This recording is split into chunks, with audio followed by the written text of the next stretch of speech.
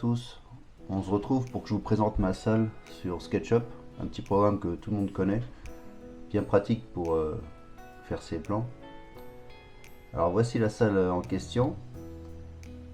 Alors je vais rappeler les dimensions, c'est 4,20 m de mur brut à mur brut sur 6,20 m mur brut à mur brut et 2,50 m de haut, 2,55 m. La hauteur est bonne quoi, 2,50 m c'est bien. En sous-sol, en général c'est dans les 2 mètres, et là j'ai fait exprès de mettre 2,50 m, 2,55 m au plus haut. Alors là on peut voir un petit personnage qui montre un peu les dimensions de la salle.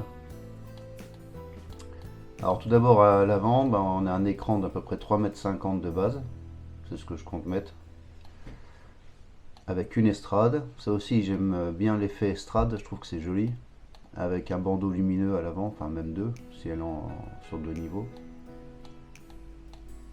On peut voir qu'elle est bien avancée par rapport au mur, parce que je rappelle, il y a le mur ici, brut, et là il y a au moins plus de 50 cm, je sais plus, j'ai plus les dimensions en tête. Et comme je veux mettre mes caissons de basse derrière l'écran qui sera transsonore, je suis obligé de mettre une bonne largeur, parce qu'ils sont assez profonds. Et en plus c'est l'idéal pour mettre de l'absorbant. Il faut savoir que l'écran reflète le son. Et du coup il est toujours préconisé de mettre à l'avant de la scène une bonne épaisseur d'absorbant. C'est ce que je vais faire.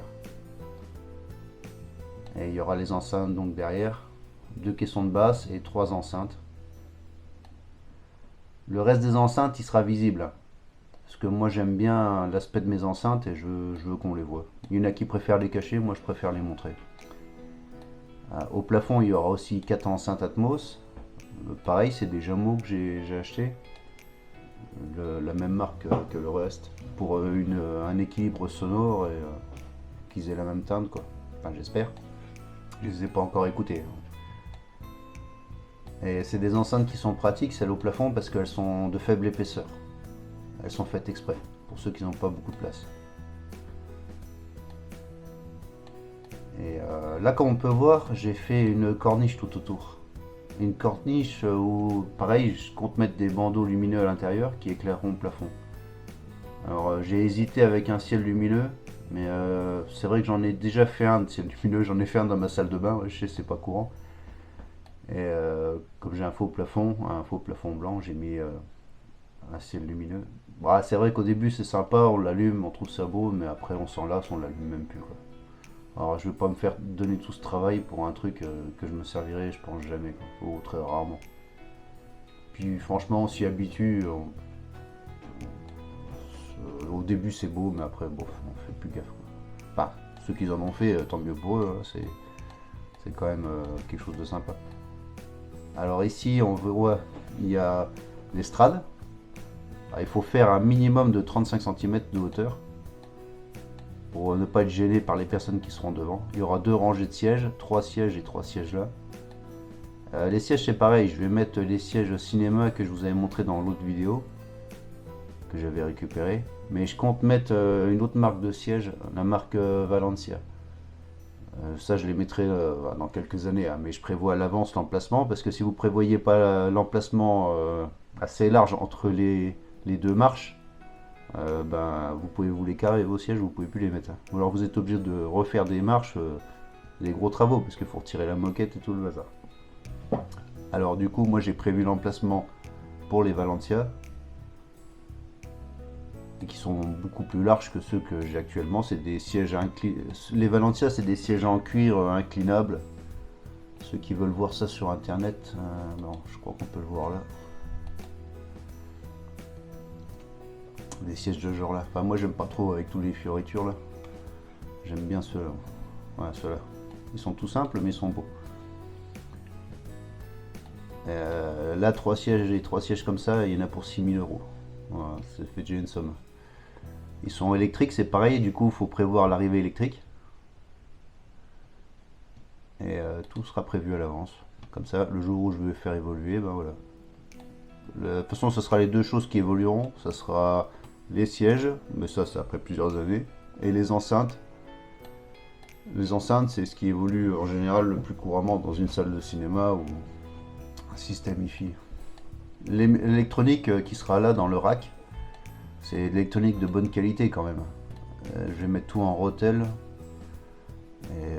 que j'ai déjà d'ailleurs. Et du coup ça, je pense que j'en ai pour une paire d'années avant de le changer. Alors là, on peut voir le rack technique. J'aurai un accès derrière grâce à ce KGB là, que je vais fabriquer. Et il y aura une porte, bien sûr, hein. Ce sera la même porte que j'ai déjà mis de l'autre côté pour ma laverie. Ici, ma chaufferie sera dissimulée parce que je vais mettre des panneaux coulissants. Ça protégera la chaudière du froid. En même temps, je vous raconte tout. Et là, bien pratique, j'aurai accès à tout l'électronique derrière, au raccordement, tout. Tout sera dans un rack. J'ai déjà acheté les glissières là. Je vais faire le rack, je vais le faire sur mesure. J'ai déjà acheté les glissières pour pouvoir connecter l'électronique. Et les amplis et pré-amplis Rotel, ils sont déjà prééquipés pour être mis en rack. Alors, en général, tout ce qui est haut de gamme, c'est prééquipé pour être mis en rack. Vous pouvez les mettre dans des meubles standards ou alors on peut mettre les pattes de fixation qui sont livrées avec et voilà. Ça fait beaucoup plus professionnel et beaucoup plus sympa, je trouve. Au-dessus, il y aura le vidéoprojecteur qui sera pareil dans ce KGB. Voilà. Alors là, la déco. La déco, c'est... Je vais faire tout en toile tendue.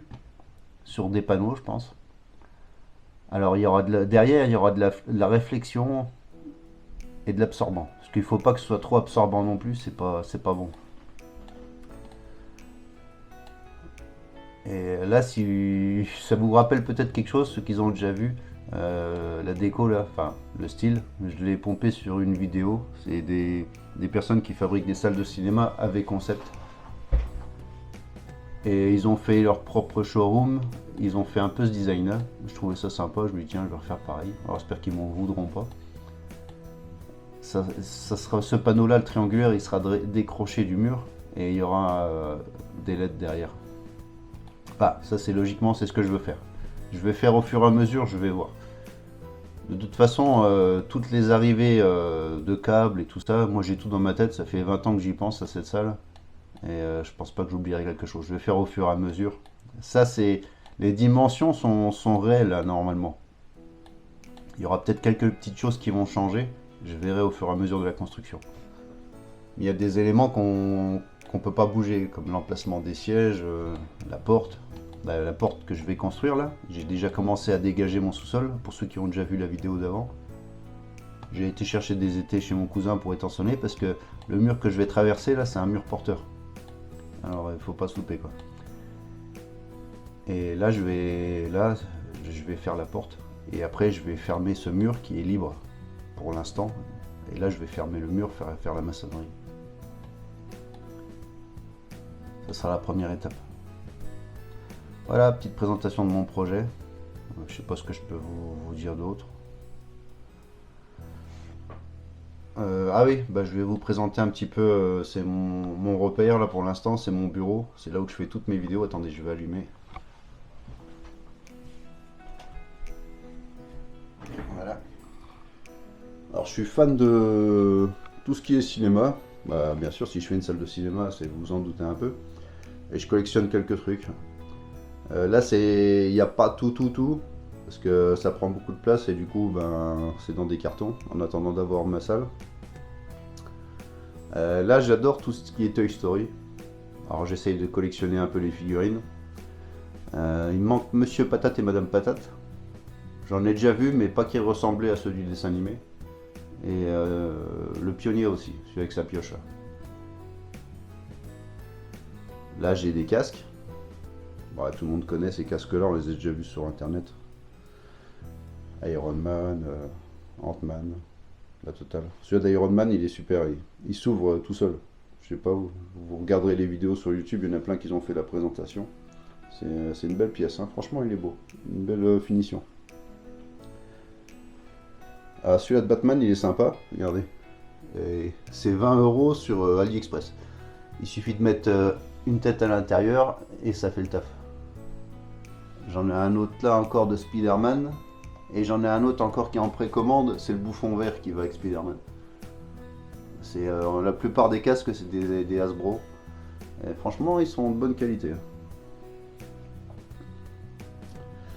Là, j'ai Grogu, qui est super bien fait. Il a des yeux en verre et des vêtements en tissu. Franchement, il est vraiment beau, il est très réaliste. Là, il y a E.T., mon personnage de cœur, parce que bien sûr, je vous l'ai déjà dit dans l'autre vidéo, c'est le premier film que j'ai été voir au cinéma en 82, et ça m'a marqué. Et là, je l'ai en taille réelle. C'est la marque NECA, ça. Ils font aussi les Gremlins. Ouais, ça, c'est le Gremlins exhibitionniste. Exhibitionniste, mais bon, il a pas dit, il a rien à montrer. Là, c'est des autres casques Star Wars.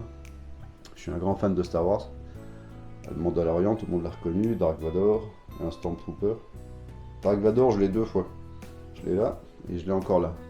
Il y a 2 générations de casques là, Hasbro. Et il y en a un que j'ai. Bah celui-là, j'ai pas mis le dessus. Là. Comme ça, on voit un peu comment il est fait.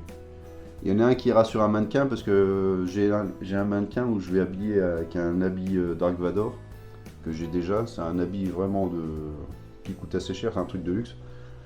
Et ça fera le taf en décoration dans la salle cinéma. Bon, ça tout le monde connaît. Je vous montre tout tant que je suis là. Le petit canapé qui se déploie en lit pour les invités. Le coin bureau. Ah ouais, c'est ça que je veux vous montrer aussi. Je suis un grand fan de support physique. Alors là, c'est une toute petite partie de ma collection. J'adore. Mes films, je les regarde toujours en support physique de toute façon. Et j'en achète beaucoup. J'en ai énormément, d'ailleurs je sais même plus où les stocker. Je vais vous montrer un peu la cata. Tout ça c'est plein de Blu-ray. Hein.